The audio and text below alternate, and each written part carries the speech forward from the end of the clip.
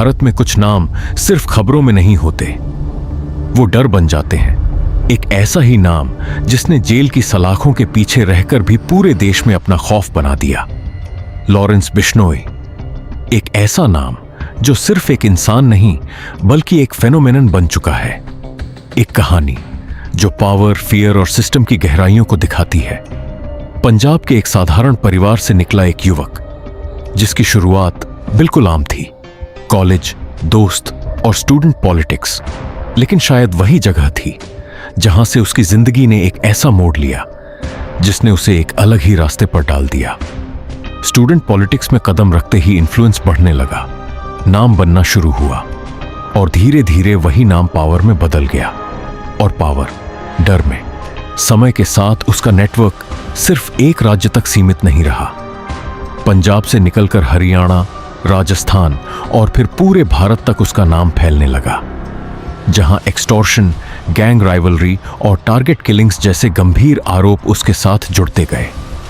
लेकिन सबसे चौंकाने वाली बात यह थी कि कई बार यह सब जेल के अंदर से ऑपरेट होने के आरोपों के बीच होता रहा। यही वो पॉइंट है जहां सवाल उठता है, क्या एक व्यक्ति इतना पावरफुल हो सकता है या फिर इसके पीछे कोई बड़ा सिस्टम काम कर रहा है? फिर आया वो मामला जिसने पूरे देश का ध्यान एक बार फिर इस नाम की ओर खींच लिया। 29 मई 2022, पंजाबी सिंगर सिद्धू मूसेवाला की हत्या। एक ऐसी घटना जिसने लाखों लोगों को हिलाकर रख दिया। इस केस के बाद लॉरेंस बिश्नोई गैंग का नाम लगातार हेडलाइंस में आने लगा।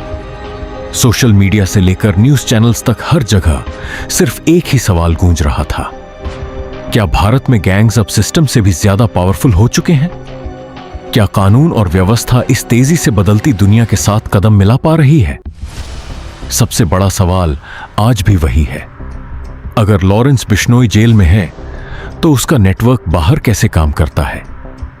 क्या यह सिर्फ एक गैंग है या फिर एक ऑर्गेनाइज्ड क्रिमिनल सिस्टम जो लेयर्स में काम करता है, जहां हर लेवल पर अलग अलग लोग जुड़े हुए हैं? और अगर ऐसा है तो फिर इसे रोकना इतना मुश्किल क्यों हो रहा है? आज के डिजिटल दौर में क्राइम सिर्फ सड़कों तक सीमित नहीं रहा। सोशल मीडिया ने गैंगस्टर्स को भी एक तरह की सेलिब्रिटी बना दिया है।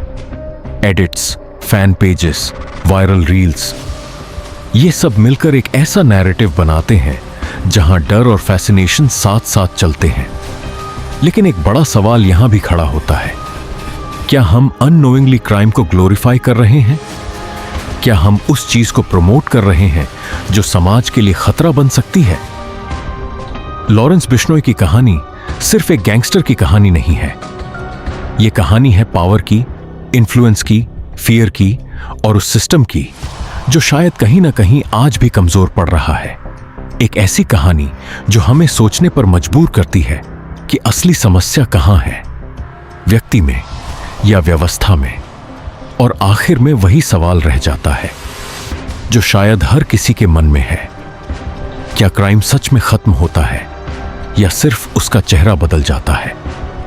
अगर इस वीडियो ने आपको सोचने पर मजबूर किया हो तो इसे लाइक जरूर करें।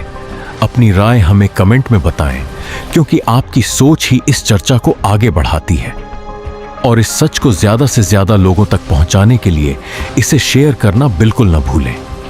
और हां, सच बिहाइंड स्क्रीन को सब्सक्राइब करें, क्योंकि यहां हर कहानी के पीछे छुपा सच सामने आता है।